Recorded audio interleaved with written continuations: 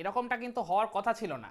প্রথম দিন যেখানে ভারতের ব্যাটাররা এত সুন্দরভাবে এত সাবলীলভাবে ইংল্যান্ডের পেস বোলারদের ওই র পেস বা seam movement, extra bit of bounce, মানে বল যেখানে বন বন করে মুভ করছে এরকম মেঘলা কন্ডিশনে এত ভালোভাবে তাদের ওই বোলিং আক্রমণকে সামলে যেখানে 4 উইকেট খুইয়ে 264 তুলে ফেলেছিল, সেখান থেকে ডেফিনেটলি আমাদের একটা প্রত্যাশা ছিল অন্তত ভারত 400 থেকে 450 রান তুলে আসবেই প্রথম ইনিংসে।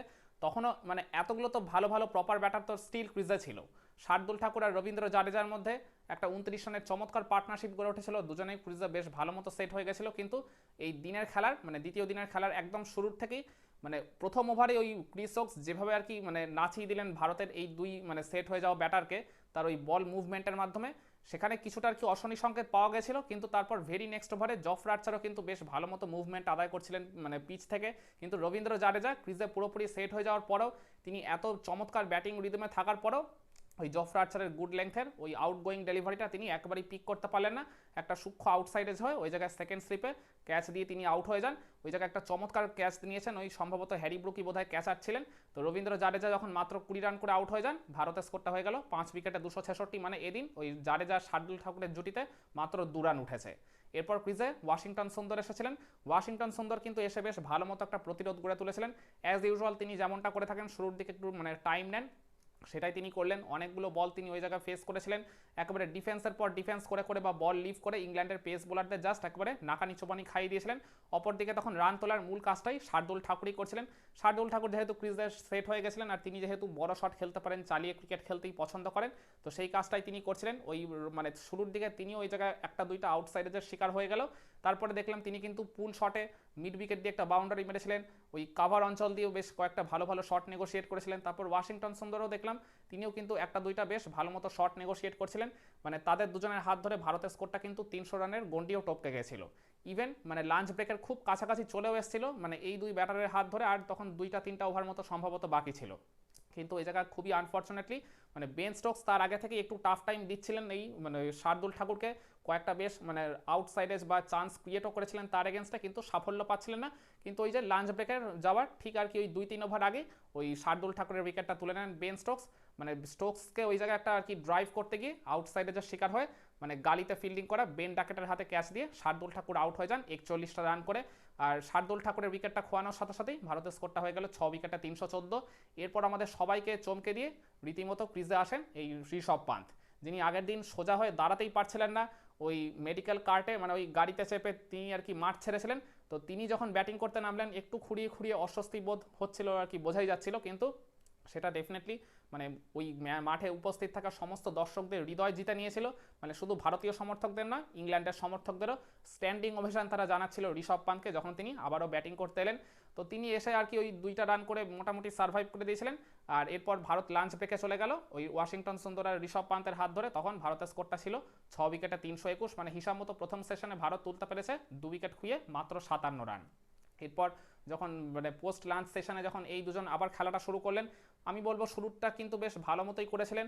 এই 321 থেকে তাদের মানে ওই জুটির হাত ধরে 337 পর্যন্ত ভারতের স্কোরটা পৌঁছে যায়। কিন্তু বিপত্তিটা ঘটলো ওই বেন স্টোকস যখন 110 নাম্বার ওভারে বল করতে এসে একটা চমৎকার শর্ট অফ দ্য লেগ ডেলিভারিতে একবারে সেট ট্র্যাপ করে মানে সাই সুদর্শনের উইকেটটা যেভাবে আর কি বেন স্টোকস তুলেছিলেন প্রথম দিন, আমি বলবো ওয়াশিংটন সুন্দরকে ওই একই রকম ফ্যাসাদেই আর কি ফেলে দিয়েছিলেন তিনি। একটা পুল শট করতে তিনি বাধ্য করলেন আর ওই ডিপ ফাইন লেগে ক্রিস ওকসকে রেখে দিয়েছিলেন। তো ঠিক ওই একইভাবে সাই সুদর্শনের মতো ওই ওয়াশিংটন সুন্দর ওই মানে পুল শটটা করতে গেলেন আর ব্যাটে বলে ঠিক মতো টাইমিংটা হয়নি। আরেকটু যদি জোরে শটটা মারতেন ওটা শিওরলি ওটা মানে গ্যালারির ওপারে গিয়ে পড়তো, কিন্তু ওই মিস টাইমটার জন্যই তিনি ওই ক্রিস ওকসের হাতে ক্যাচ দিয়ে আউটটা হয়ে যান 27টা রান করে। আর এর ঠিক 2 বল পরেই ওই ক্রিজে নতুন আসা আনশুল কম্বোজের উইকেটটাও তুলে নিয়েছিলেন এই বেন স্টোকস মানে ওই সেম ওভারই। ভারতের স্কোরটা হয়ে গেল 8 উইকেটে 337। এরপর ঋষভ পান্ত আর জসপ্রীত বুমরার মধ্যে একটা 12 রানের মতো ছোট জুটি গড়ে উঠেছিল। ঋষভ পান্তই ওই জায়গায় রান তোলার মূল কাজটা করেছিলেন, ছক্কাটা মেরেছিলেন ডেফিনেটলি ওই জফরা আর্চারকে। তার একটা মানে স্লোয়ার ডেলিভারিকে তিনি খুবই আর কি চমৎকার বুদ্ধিমত্তার সাথে পিক করে ওই ব্যাক অফ দ্য হ্যান্ড স্লোয়ারটাকে একবারে মিড উইকেট দিয়ে বিশাল ছক্কাতে কনভার্ট করেছিলেন। আর এরপর বেন স্টোকসের একটা আউটসাইড দিয়ে অফ স্টাম্প একবারে ফুল লেন্থের ডেলিভারিকে তিনি যেভাবে আর কি জাস্ট পুশ করলেন কাভার দিয়ে, আর মানে ওই গাইড করার মাধ্যমে তিনি যেভাবে বাউন্ডারি তুলে নিলেন, আর ওই বাউন্ডারিটা পাওয়ার সাথে সাথেই ঋষভ পান্ত তিনি নিজে 50টাও কমপ্লিট করে নিয়েছিলেন। কিন্তু তার ঠিক পরের ওভারেই জফরা আর্চারের ওই একটা গুড লেন্থ জোনের পিচ আপ করা একবারে র পেসের একটা ডেলিভারিতে মানে বলটা এক্সট্রা বিট অফ লো হয়ে যাওয়াতে ঋষভ পান্ত একবারে পুরোপুরি বোল্ড হয়ে যান। তো 54 রান করে তিনি প্যাভিলিয়নে ফেরত চলে যান আর ভারতের স্কোরটা হয়ে গেল 9 উইকেটে 349 আর ভারত অল আউট হয়ে গেল 358 রানে। তো এরপর এই 358 জবাব দিতে নামে ইংল্যান্ডের দুই ওপেনার ওই জ্যাক ক্রলি আর বেন ডাকেট দারুণ শুরু করে, একেবারে শুরুর থেকে জাস্ট ওই অ্যাটাকিং নেচারের ক্রিকেট খেলে তারা ভারতের বোলারদের উপর পাল্টা চাপ ফেলে দেয়। মানে ইন্ডিয়ান বোলারদের মানে আমি বলবো কিছুটা ডেফিনেটলি দোষ ছিল, ভারতের ওই পেস বোলাররা অসংখ্য কিছু লুজ ডেলিভারি করেছে, ওভার পিচ ডেলিভারি করেছে, হাফ ভলি টাইপের ডেলিভারি করেছে। আর এছাড়া এই ইংল্যান্ডের দুই ওপেনার দুজনেই দুপাশ থেকে আর কি এমন অ্যাটাক করছিল যেখানে ভারতীয় বোলারদের লাইন লেংথ তারা পুরোপুরি এলোমেলো করে দিয়েছিল। এরপর সেকেন্ড সেশনে মানে টি ব্রেকের ঠিক আগে আগে তারা ওই 15 থেকে 16টা ওভার মতো খেলার সুযোগ পেয়ে সেখানে তারা 77টা রান তুলে ফেলে একটা উইকেট না খুইয়ে। আর এরপর মানে লাস্ট সেশনে এই জ্যাক ক্রলি আর বেন ডাকেট তাদের ওই চমৎকার ওপেনিং পার্টনারশিপটা আরও অনেকটা লম্বা করে ফেলে। এদের এই ওপেনিং জুটির হাত ধরে ইংল্যান্ডের দলগত স্কোরটা 100 রানের গন্ডি টপকে 150 রানের গন্ডি টপকে যায়। তখন ভারতীয় বোলার আর ফিল্ডারদেরকে জাস্ট একেবারে এলোমেলো লাগছিল, কোনোরকম দিশাই তারা খুঁজে পাচ্ছিল না। আর তার থেকেও বড় কথা, ভারত যখন ব্যাটিং করছিল প্রথম দিনের তো একদম গোটা দিনটা তো বটেই, ইভেন সেকেন্ড দিনও তারা যতক্ষণ ব্যাটিং করেছিল ওই প্রথম সেশন আর সেকেন্ড সেশনের কিছুক্ষণ একটা বারের জন্য কিন্তু রোদ ওঠেনি। কিন্তু ইংল্যান্ড যখনই ব্যাটিং করতে নামলো তখন খুবই সারপ্রাইজিংলি দেখলাম রোদ উঠে গেল আর কন্ডিশনটাও কিছুটা আর কি মানে ব্যাটিং ফ্রেন্ডলি হয়ে গেল। বল অতটাও মুভমেন্ট করছিল না যতটা আর কি ওভারকাস্ট কন্ডিশন থাকলে করে। মানে ভারতের বোলাররা এই জায়গায় কিছুটা বেশ দুর্ভাগাও ছিল বটে। তো ওপেনিং জুটিতেই এই জ্যাক ক্রলি আর বেন ডাকেটের হাত ধরে 162টা রান উঠে যায়। আর এরপর ওই রবীন্দ্র জাডেজা সম্ভবত 31 বা 32 নম্বরে বল করতে এসে তিনি তুলে নিয়েছিলেন ওই ডেঞ্জারাস জ্যাক ক্রলির উইকেটটা, যিনি 84 রান করে একটা বড় ইনিংস খেলার বা সেঞ্চুরি করার স্বপ্ন দেখিয়ে দিয়েছিলেন। তো তাকে একবারে সামনের দিকে লেংথের একটা ডেলিভারিতে ওই একটা মানে ড্রাইভ করতে বাধ্য করলেন আর তিনি ওই জায়গায় সূক্ষ্ম একটা আউটসাইডের শিকার হয়, ওই ফার্স্ট স্লিপে ফিল্ডিং করা KL রাহুলের হাতে ক্যাচ দিয়ে আউট হয়ে যান। রাহুল ওই জায়গায় একটা বেশ চমৎকার একটা লো ডাউন ক্যাচ নিয়েছেন। তো তিনি যখন আউট হয়ে যান ইংল্যান্ডের স্কোরটা হয়ে গেল 1 উইকেটে 162। এরপর ক্রিজে আসেন ওই অ্যাজ ইউজুয়াল অলিপোপ আর ওই বেন ডাকেটের মধ্যে একটা 30 অড রানের পার্টনারশিপ গড়ে ওঠে। আনশুল কম্বোজ তার স্পেলের একদম আর কি শেষের দিকে বল করতে এসে তিনি তুলে নিয়েছিলেন ডেঞ্জারাস বেন ডাকেটের উইকেটটা, যিনি 94 রান করে একেবারে সেঞ্চুরির মুখেই দাঁড়িয়েছিলেন। আর একটা বা দুইটা বড় শট খেললেই তার সেঞ্চুরিটা ওই জায়গায় নিশ্চিত মাথায় ছিল। তো তাকে একটা ব্যাক অফ দ্য লেংথের আউটসাইড দিয়ে অফ স্টাম্প ডেলিভারিতে কাট করতে বাধ্য করলেন। আর তিনি ওই জায়গায় ওই কাট শটটা খেলতে গিয়ে আর কি ওই আউটসাইডের যে শিকার হয় উইকেট কিপার ধ্রুব জুরেলের হাতে ক্যাচ দিয়ে ওই আনফর্চুনেটলি সেঞ্চুরি থেকে মাত্র 6 রান দূরে আউট হয়ে যান বেন ডাকেট। আর ইংল্যান্ডও ওই জায়গায় 2 উইকেট খুঁয়ে ফেলে 197 রানে।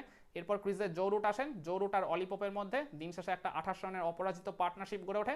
আর যার জন্য দ্বিতীয় দিনের খেলা শেষে ইংল্যান্ডের স্কোরটা এখন দেখাচ্ছে 2 উইকেটে 225। স্টিল এখনও আর কি তাদের হাতে 8টা উইকেট রয়েছে, ভারতের থেকে প্রথম ইনিংসে তারা 133 রানে এখনও পিছিয়ে রয়েছে। দ্বিতীয় দিনের খেলা শেষে ইংল্যান্ডই ফেভারিট। টিম ইন্ডিয়াকে যদি এই জায়গা থেকে ম্যাচে কামব্যাক করতে হয়, ইংল্যান্ডের উপর যদি পাল্টা প্রেশার আবার ক্রিয়েট করতে হয়, তাহলে এই তৃতীয় দিনের খেলার একদম শুরুর দিকেই মানে প্রথম সেশনেই অন্তত 3 থেকে 4টা উইকেট লাগবে। আর খুব বেশি রানও লিক করা যাবে না। এই দিন কিন্তু ভারতের বোলিংটা একেবারেই খুব একটা ভালো মতো হয়নি। বুমরা তার মতো করে তার বেস্ট পারফরমেন্সটা ডেলিভার করলেও আনশুল কম্বোজ আর মোহাম্মদ সিরাজকে কিন্তু মেনলি টার্গেট করেছিল ইংল্যান্ডের দুই ওপেনার জ্যাক ক্রলি আর বেন ডাকেট। তারাই মূলত রান লিক করে দেওয়ার কাজটা করেছেন। তো সিরাজের থেকে কিন্তু এরকম পারফরমেন্সটা আমরা প্রত্যাশা একেবারেই করিনি। সিরাজ যেখানে আগের 3 ম্যাচে হ্যাঁ কোনো ক্ষেত্রে উইকেট পেয়েছেন, কোনো ক্ষেত্রে উইকেট পাননি, কিন্তু তিনি রান চেক দেওয়ার কাজটা বা ওই জায়গায় কি ব্যাটারদের টাফ টাইম দেওয়ার কাজটা যেখানে তিনি খুব ভালো মতো করেছিলেন, এই দিন কিন্তু তার বোলিংয়ে সেই ধারটা আমরা একেবারেই দেখতে পেলাম না। যার কারণে তিনি অজস্র লুজ ডেলিভারি করেছেন আর প্রায় 6-এর কাছাকাছি ইকোনমিতে তিনি দিন শেষে রান বিলিয়েছেন। কি মনে হয় পারবে কি ভারতের বোলাররা ইংল্যান্ডকে তৃতীয় দিনে কম রানে যত দ্রুত সম্ভব গুটিয়ে ফেলে প্রথম ইনিংসে একটা লিড নিতে, কিংবা লিড যদি নাও নিতে পারে অন্তত 400 রানের মধ্যে ইংল্যান্ডকে অল আউট করে ফেলতে? কমেন্ট করে আপনার মতামতটা জানাতে পারেন।